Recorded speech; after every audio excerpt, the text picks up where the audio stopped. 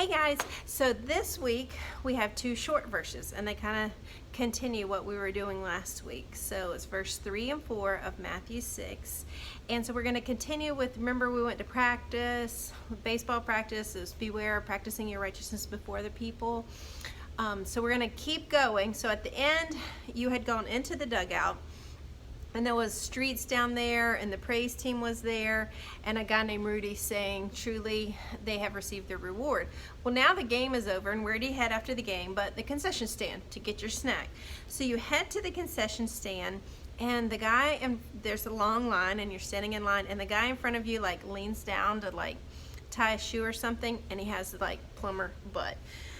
And you're like, well, I didn't need to see that. So the next word in this verse is but.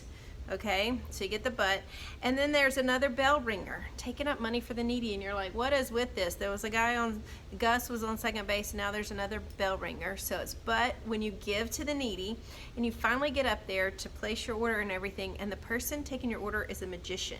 He's like David Copperfield or just some random magician, but see the little mustache and the tall hat, and he's got his little magic wand and all that kind of stuff. And he says, before you can have your nachos, you order nachos, before you can have your nachos, you have to put your left hand in your pocket so it won't know what you're doing. So your right hand won't know that you just got nachos, because maybe you're on Weight Watchers or something, but your right hand doesn't need to know.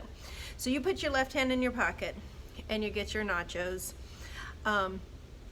Well, before you get your nachos, he gives you your change. And so you turn and you put your change in the bucket. Your left hand's still in your pocket.